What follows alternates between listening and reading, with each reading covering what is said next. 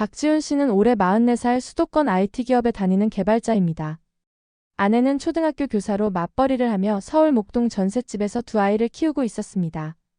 큰 아이는 중학교 1학년, 둘째는 초등학교 3학년이었습니다. 전셋값은 계속 오르고 계약 만기 때마다 불안감도 커졌습니다. 수입은 그대로인데 집값은 점점 더 멀어지는 기분이었습니다. 부부는 한동안 그냥 전세로 살자고 했지만 어느 순간부터는 이런 말이 자주 오갔습니다. 우리도 집을 사야 하지 않을까? 그렇게 관심을 갖기 시작한 지역이 백오 신도시였습니다. 2021년 6월부터 지훈 씨는 부쩍 부동산 유튜브를 자주 보기 시작했습니다. 회사에서도 친구 모임에서도 비슷한 얘기들이 나왔습니다. 서울은 너무 올랐고 이젠 수도권 신도시가 마지막 기회다. 누구나 한 번쯤은 그때 샀어야 했는데 혹은 그때 안 샀어야 했는데 그렇게 한 문장을 떠올려 본 적이 있잖아요. 오늘 이야기는 바로 그 순간 이후의 이야기입니다. 아내는 처음엔 반신반의했습니다. 교사로서 안정을 중시하는 그녀에게 낯선 동네에 전세금을 빼서 큰 돈을 투자한다는 건 쉬운 결정이 아니었습니다. 그런데 4월 어느 저녁 지훈 씨는 스마트폰 화면을 보여주며 말했습니다. 여기 좀 봐봐. 서울대병원 들어오고 바다도 바로 앞이래. 서울대 시흥 캠퍼스는 1단계 준공을 마친 상태였고 병원도 800병상 규모로 계획이 확정됐다는 기사였습니다. 백옷대교가 생기면 송도와 10분 거리, 신안산선이 개통되면 여의도까지 30분대. 산책로와 공원, 초중고가 모두 도보권이라는 점도 눈에 들어왔습니다. 당시 같은 단지가 9억 8천에서 10억 2천 사이에 거래되고 있었고 우리 형편으로도 가능할지 모르겠다는 생각이 들었습니다. 부부는 고민 끝에 경기도 시흥시 시흥백옷 C2블럭 호반 서밋 플레이스 84타입 29층을 10억에 계약했습니다. 2021년 6월이었습니다. 그때만 해도 이 선택이 어떤 결과를 가져올지 두 사람은 알 수 없었습니다.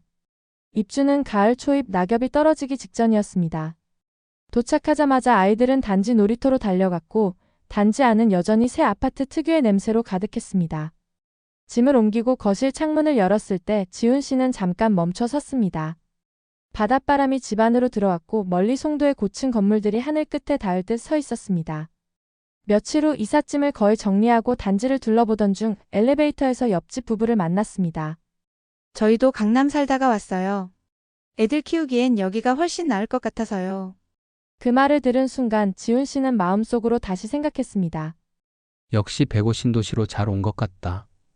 아내는 단지 앞 놀이터에서 동네 엄마들과 얘기를 나눈 뒤 돌아왔습니다. 백오든 영어 유치원 다 보내요. 초등학교도 새로 지었대요. 그녀는 조용히 웃으며 말했습니다. 서울보다 훨씬 사람들 표정이 편해 보여요. 주말 저녁 지훈 씨는 단지 커뮤니티 단톡방을 열어봤습니다. 이 아파트 15억까지 간대요. 백옷대교 생기면 여기 완전 뛸 거라던데요. 부동산 유튜브에서 보던 말들이 실거래 카페에도 그대로 올라오고 있었습니다. 그날 밤 아이들이 잠든 뒤 아내가 조용히 말했습니다.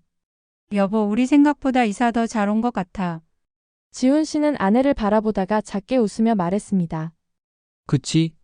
여기서라면 진짜 우리답게 살아볼 수 있을 것 같아. 서울 전셋집에 살던 때 위층 아이들 뛰는 소리에 아이가 깨서 울던 밤이 떠올랐습니다. 좁은 부엌, 작은 방, 열리지 않던 창문. 지금은 해양공원까지 걸어서 5분 거리. 조용하고 햇빛도 좋고 아이들의 웃음도 온전히 그들만의 것이었습니다. 그때 두 사람은 이 집이 단순한 아파트가 아니라는 걸 믿고 있었습니다. 2022년 새해가 막 시작됐을 무렵 지훈 씨는 실거래가 앱을 보다 한 줄의 숫자 앞에서 멈췄습니다. 7억 2천? 같은 단지, 같은 면적. 단지 5층이라는 이유만으로 거래가가 3달 전보다 3억 가까이 낮아졌습니다. A 금맥 있지? 그렇겠지? 아내는 그렇게 말했지만 지훈 씨는 고개를 끄덕이면서도 마음 한쪽이 묘하게 불편했습니다. 계약서를 다시 꺼내봤습니다. 29층 남해안 바다 조망.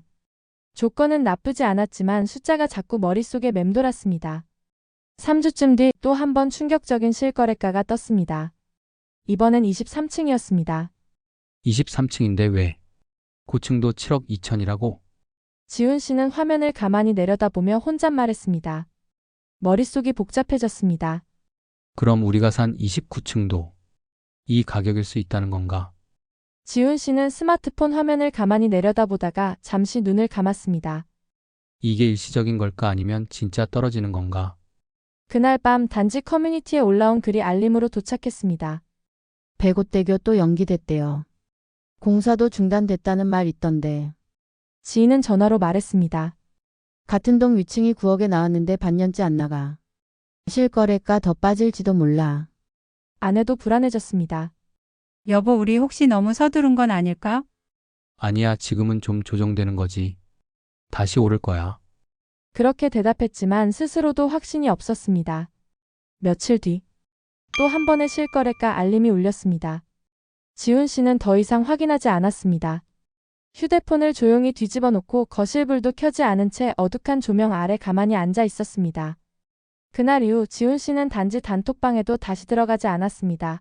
시간이 좀 흐른 뒤 어느 날 지훈 씨는 출근 준비보다 먼저 실거래가 앱을 켰습니다. 자신이 계약했던 바로 옆동 27층.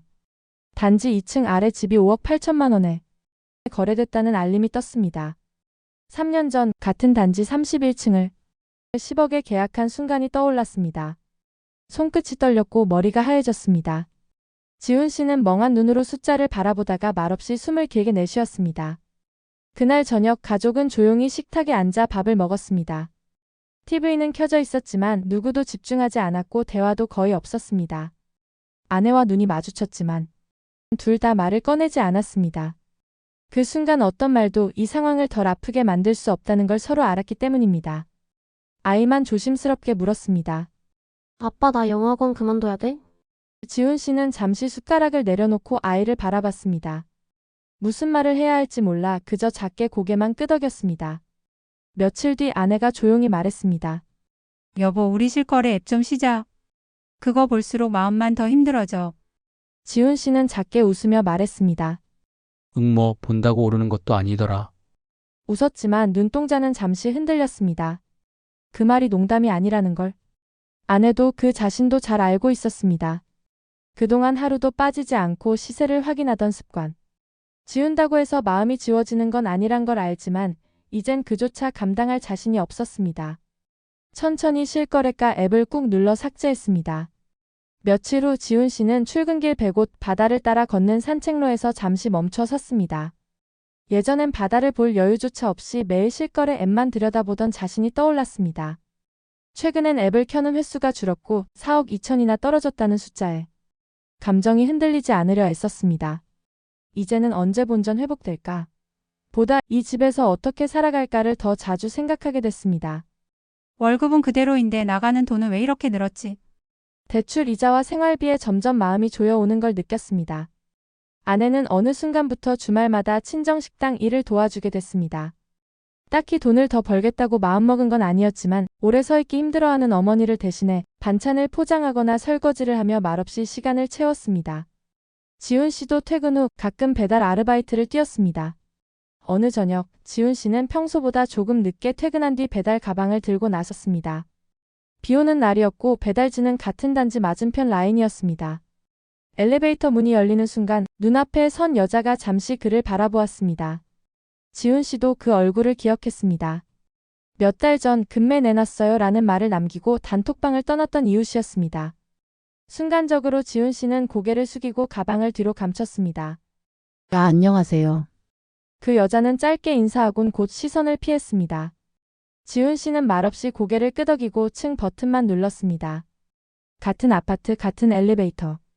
그 안에서 두 사람은 마주 봤지만 어느 쪽도 내가 왜 여기까지 왔는지에 대해 묻지 않았습니다.